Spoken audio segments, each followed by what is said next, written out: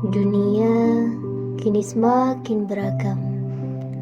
Keberagamannya itu bukan berarti menjadi perbedaan yang berarti, bukan menjadi penghalang untuk menikmati manisnya ukhuwah dan damainya tasamuh.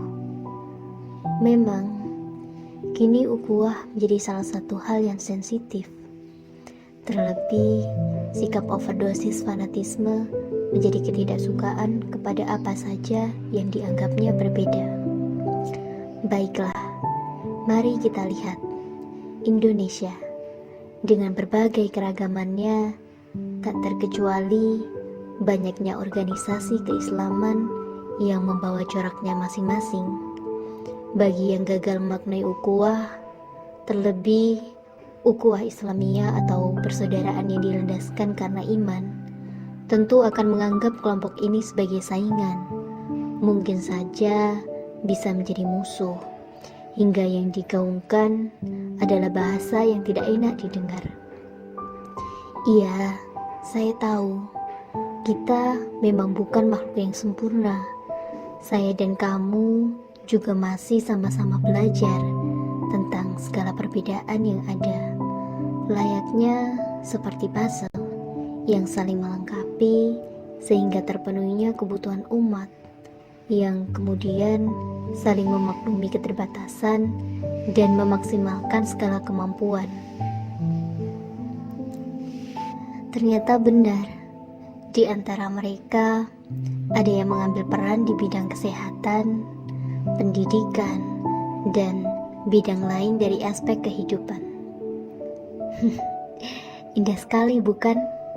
Layaknya seperti pelangi yang indah, sebab bukan satu warna yang dominan, melainkan semuanya pas sesuai takaran.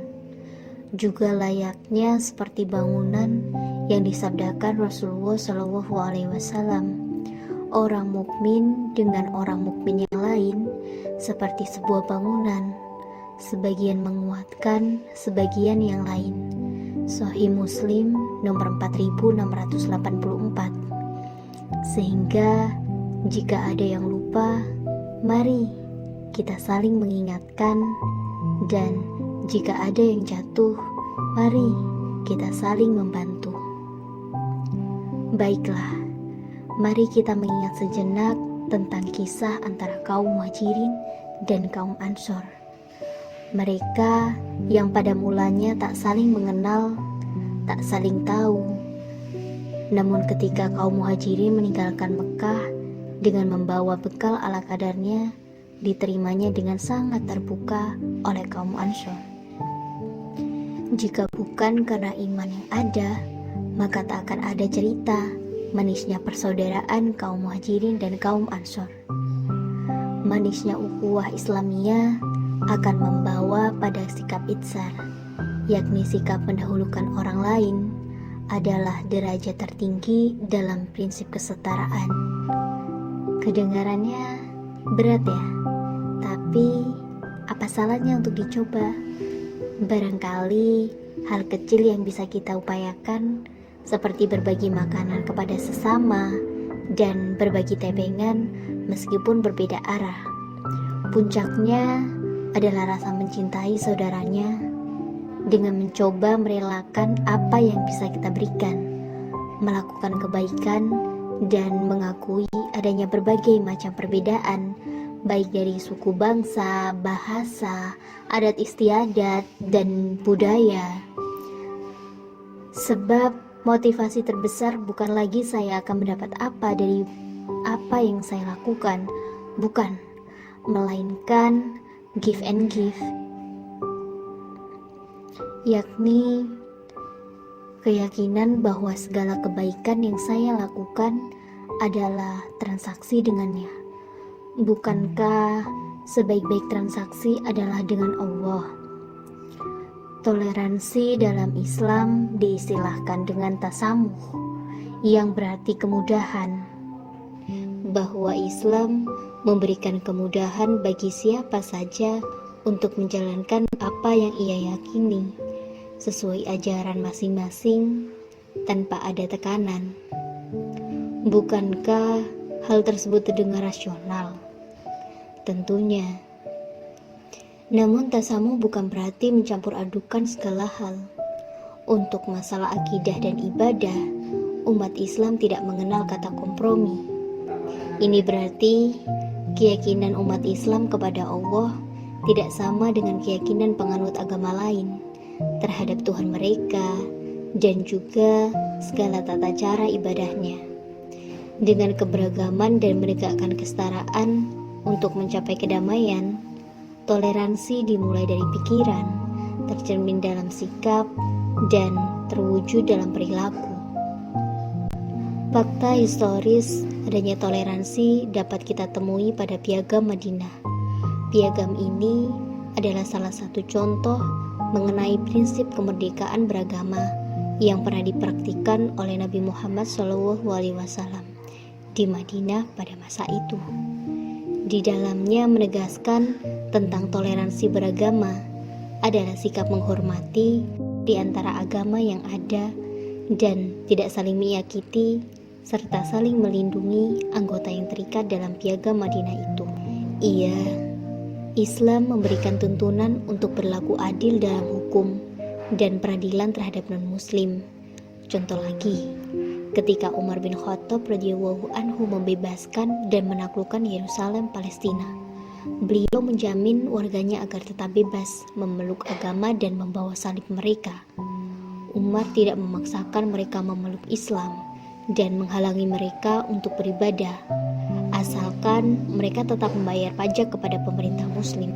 Umar bin Khattab juga memberikan kebebasan dan memberikan hak-hak hukum dan perlindungan kepada penduduk Yerusalem, walaupun mereka non-muslim. Nah, hal ini membuktikan bahwa kekerasan yang terjadi atas nama Islam bukanlah ajaran Islam itu sendiri.